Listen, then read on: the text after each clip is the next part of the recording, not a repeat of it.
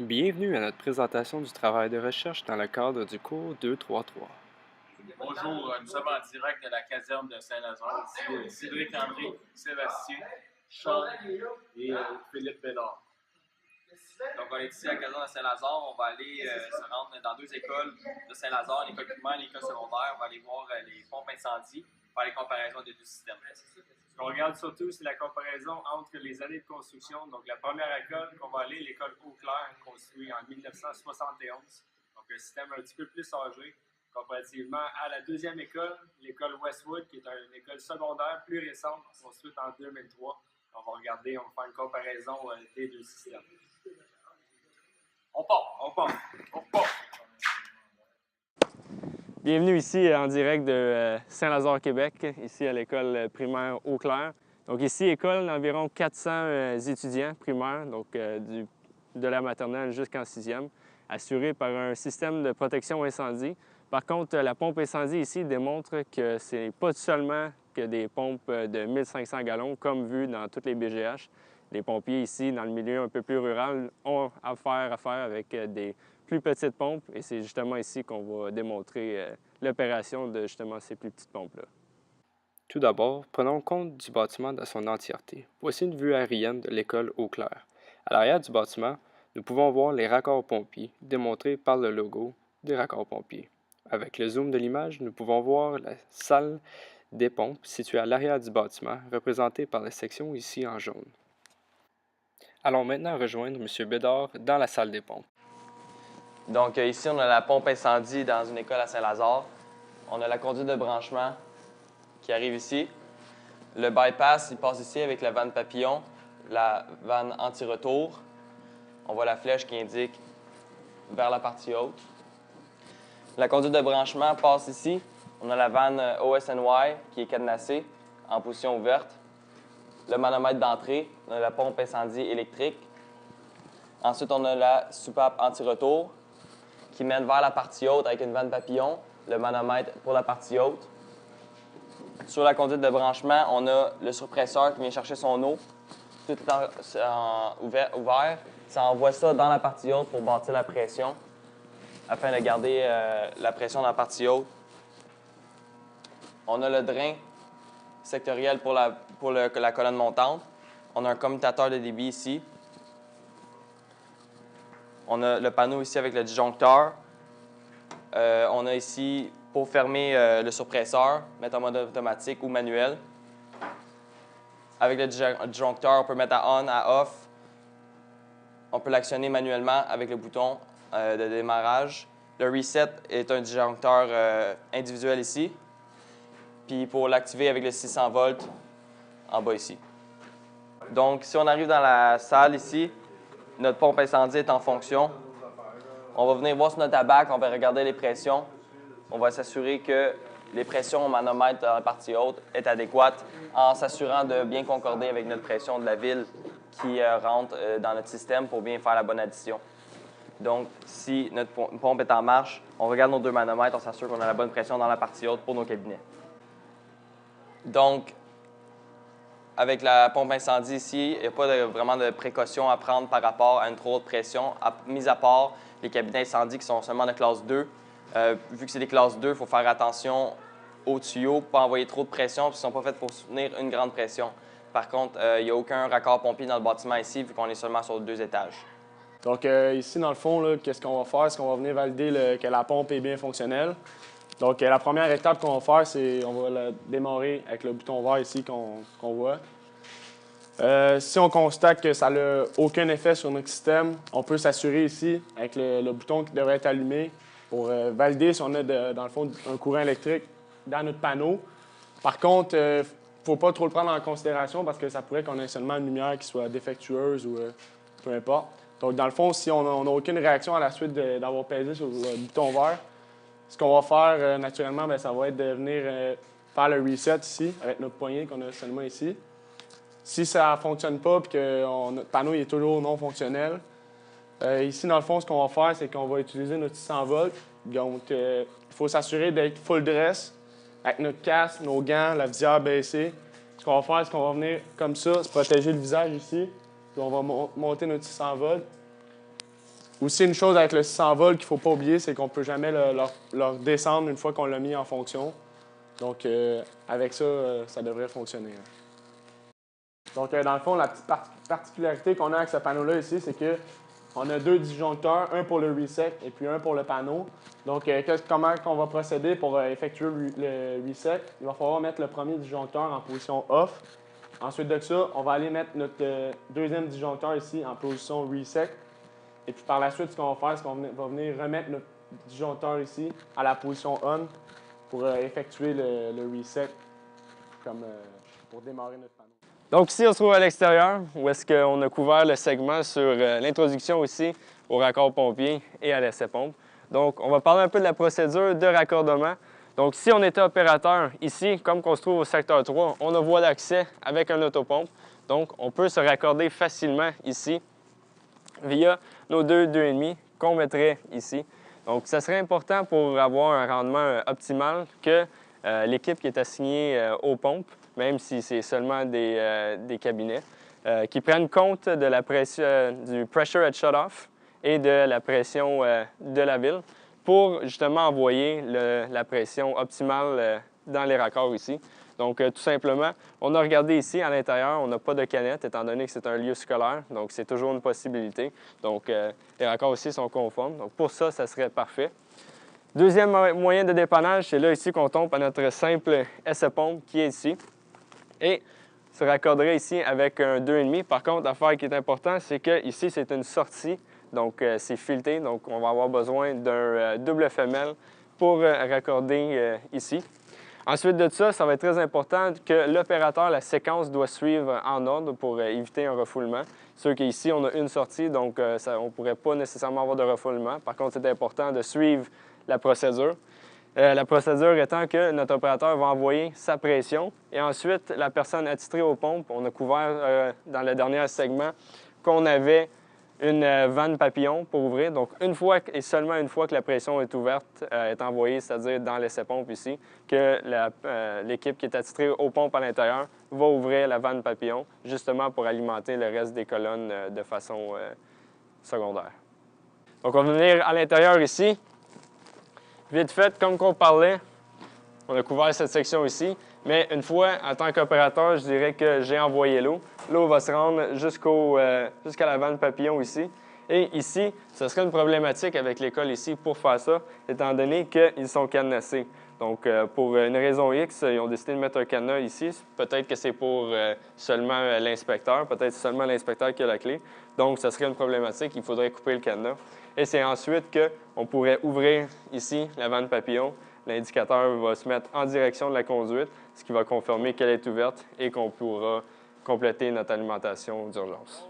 Une petite chose à préciser ici, lorsqu'on fait une alimentation de moyen de dépannage, que ce soit par nos collecteurs, nos raccords pompiers ou par l'essai-pompe, c'est important, naturellement, de fermer notre pompe incendie, étant donné qu'on alimentait parce qu'elle était non performante suite à l'analyse via la BAC, notre calcul, ainsi que nos 2 manomètres. Donc, comment est-ce qu'on procède ici?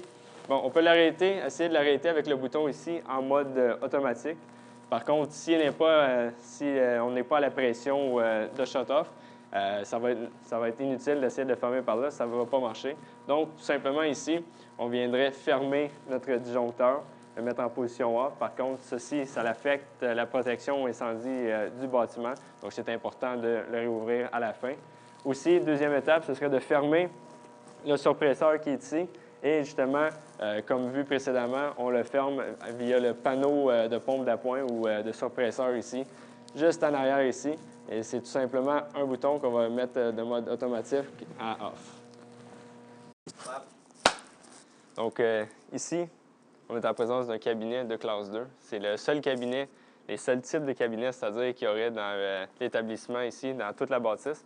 Donc si on regarde à l'intérieur ici, on voit que c'est à l'utilité des citoyens. Donc, on a notre sortie pouce 3/4 ainsi que toute notre hausse qui est placée de façon très conforme ici, comme vu en classe, ainsi le cabinet muni d'un extincteur automatique. Étant donné qu'ici, à l'école Eau Claire, c'est seulement des cabinets de classe 2, le pompage à l'envers par les robinets d'incendie serait impossible. De plus, le désajustement des robinets de restriction et de réduction de pression serait également impossible par leur absence étant donné le type d'installation ici présent à l'école.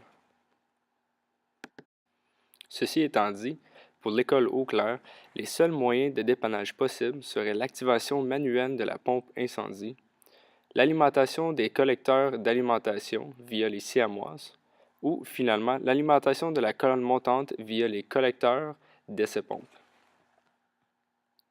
Ceci conclut le segment de moyens de dépannage possibles ici à l'école. Parfait, donc suivez-nous dans cette édition aussi de l'analyse des pompes incendies. On va prendre le véhicule 808 et présentement on s'en va à l'école Westwood à Saint-Lazare, une école secondaire. De retour ici à l'école Westwood, école secondaire, bâtie en 2003 avec une nouvelle section construite en 2011. Et c'est pas mal ça. On part! Maintenant, prenons en compte de l'entièreté du bâtiment de l'école Westwood. Voici une vue aérienne du bâtiment. En haut à gauche, nous pouvons voir, délimitée en orange, la nouvelle section qui a été ajoutée en 2011. Cette nouvelle section comporte plusieurs changements comparativement à la bâtisse originale. Devant le bâtiment, nous pouvons trouver une borne incendie privée destinée à l'utilisation des pompiers en cas d'incendie dans le bâtiment. Également à l'avant, au secteur 5, nous pouvons retrouver les raccords pompiers. De plus, ici représenté en jaune, nous pouvons trouver l'emplacement de la salle des pompes dans le bâtiment. Alors rejoignons maintenant M. Sébastien Comeau qui est en direct présentement dans la salle des pompes.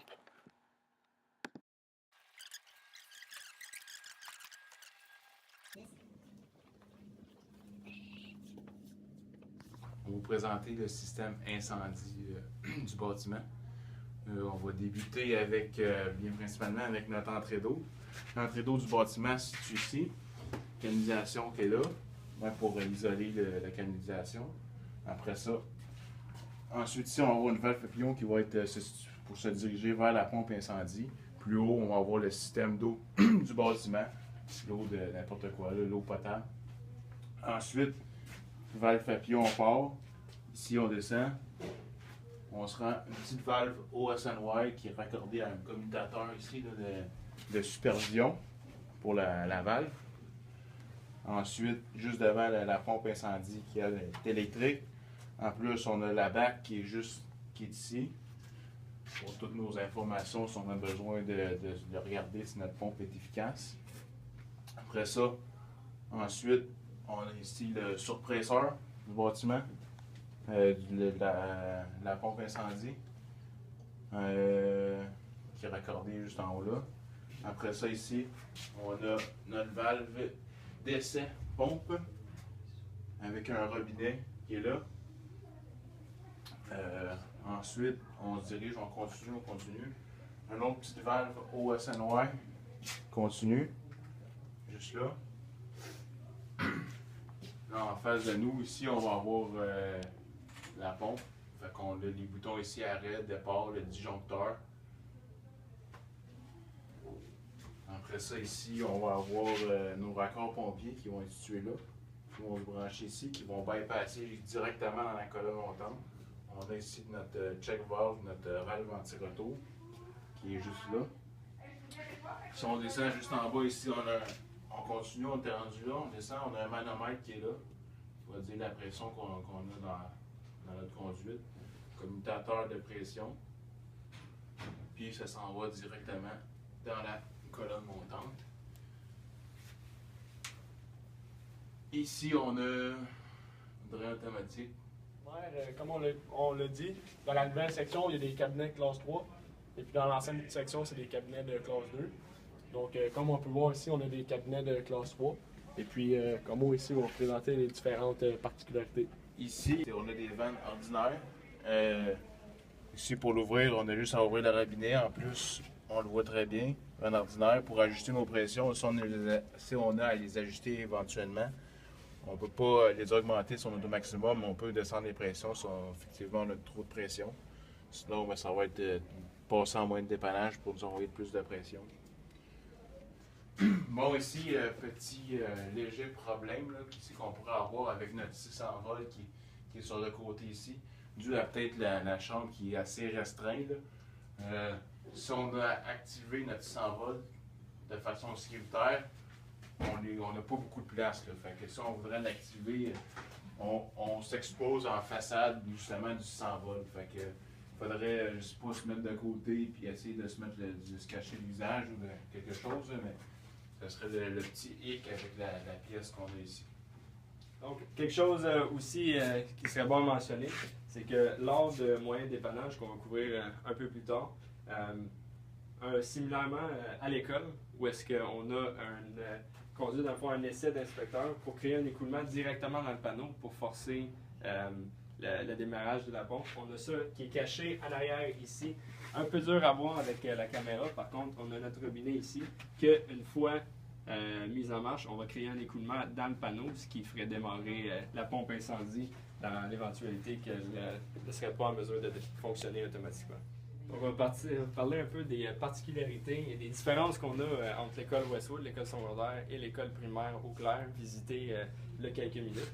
Tout d'abord, on peut commencer ici par ce type de commutateur de supervision qui est assez rarement vu.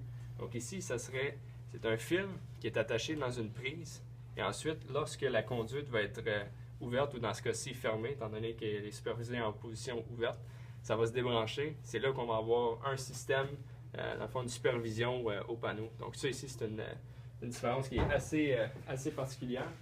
Quand on s'en vient ici, on peut voir justement que sur notre petite vanne papillon ici qui part de notre conduite de branchement vers notre pompe incendie, on peut voir aussi que le commutateur qu'on voit un petit peu plus habituellement, le commutateur de supervision, ici est débranché. Donc peut-être quelques fonctions qui se passent ici présentement. Quand on suit jusqu'en bas ici, important à voir, quand on regarde ici, c'est le même type de commutateur de supervision sur la petite vanne Rosenweiss qu'on a à notre entrée de la pompe, qui va doubler, compter pour la deuxième vanne Rosenweiss qu'on a besoin avant la pompe sur notre réseau d'eau. Donc avec la grosse qu'on avait vue, avec la plus petite. Aussi, ce qui est important à mentionner, c'est que comparativement à l'autre école, même si l'autre était construit en 71, donc par rapport au nombre de 71, ici, le bâtiment est construit en 2003. Donc, on peut voir présentement l'absence d'une conduite de contournement. Donc, même dans le bâtiment de 71, il y en avait quand même une, sauf qu'ici, on peut voir, malheureusement, il n'y en a pas. Donc, est-ce que c'est une défectuosité? Est-ce que c'est un oubli? Ça, on ne le sait pas. Une autre chose qui est particulière aussi, c'est le manque de manomètre avant la pompe. Si on regarde en bas ici, habituellement, on est habitué de voir notre manomètre avant et après la pompe, donc pour indiquer pour la partie haute et la pression de la ville. Donc, en tant que pompier, si moi et Bédard, Philippe, ici, on rentre et on veut savoir notre pression de la ville, mais présentement, on n'a aucun moyen dans cette salle incendie de savoir la pression. Donc, comment est-ce qu'on pourrait calculer la pression optimale suite à notre lecture de la BAC? Mais ça, c'est une question que tout pompier devra se poser une fois qu'il rentre dans la salle ici. Dans nos prochaines différences, d'autres bâtiments qui étaient plus anciens, on avait un disjoncteur spécifiquement juste pour le reset. Donc, il fallait passer à la position off et ensuite pouvoir faire le reset. Avec ce disjoncteur ici, on peut passer à off, faire le reset sur le même disjoncteur, sur le même switch en fond, et revenir à on, tel qu'on a appris dans le cours. Également, ici, c'est le panneau pour le suppresseur. Le panneau juste pour le suppresseur a un disjoncteur à lui-même avec les switches automatiques, arrêt et manuel. Une autre différence qu'on a sur le système ici, l'essai-pompe vient se brancher dans la partie haute ici, puis une vanne au SNY après l'essai-pompe. Sur notre autre système, l'essai-pompe sortait ici et venait se raccorder directement dans le même conduit que les siamoises qui sont à l'extérieur du bâtiment.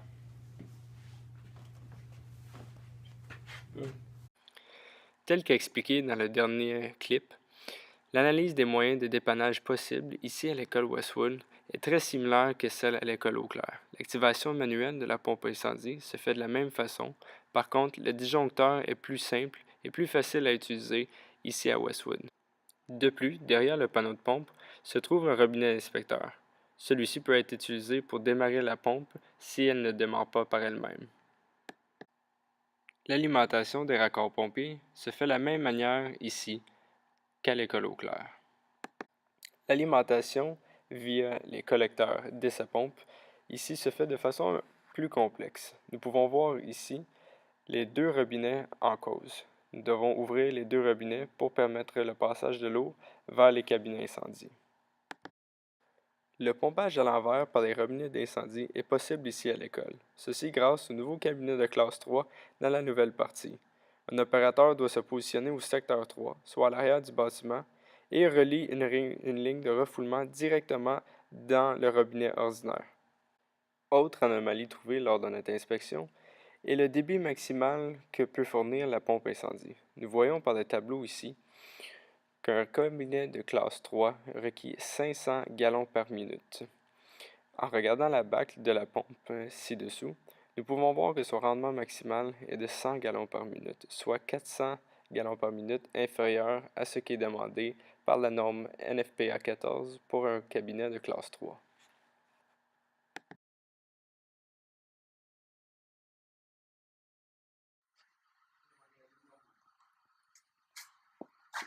Bonjour, nous sommes en direct toujours de Saint-Lazare après avoir visité nos deux écoles secondaires, l'école Westwood et l'école primaire Eau-Claire. Nous allons discuter des anomalies qu'on a vues pendant ça. Donc, comme on peut voir dans l'école Westwood, dans le fond, il n'y avait pas de bypass. Donc, si jamais il y avait un problème avec la pompe, il n'y avait pas de moyen pour l'eau, avec seulement la pression de vide, voyager dans la partie haute. Il manquait également un manomètre dans la partie avant la pompe, donc à l'entrée. Donc, c'est impossible pour nous de savoir la pression de la ville qui rentre dans le système. On a aussi remarqué que dans les deux écoles, il manquait des commutateurs de supervision sur les SUPAP d'entrée d'eau principales, les West and White. Donc, on ne peut pas savoir quand ils vont être ouvertes et quand ils vont être fermées. Ça. Donc, suite à les visites, c'est là qu'on voit que c'est important de prendre connaissance des différents types de systèmes de protection que les bâtiments sur leur territoire ont. Donc, en faisant la visite ici, c'est sûr qu'on a pu conclure certaines anomalies qui vont être bons pour les intervenants de Saint-Lazare, qu'ils sachent pendant une intervention potentielle. Et c'est dans le cadre du cours 233 qu'aujourd'hui, on vous laisse. Espérons que vous avez aimé cette vidéo éducative et pleine d'informations. On part.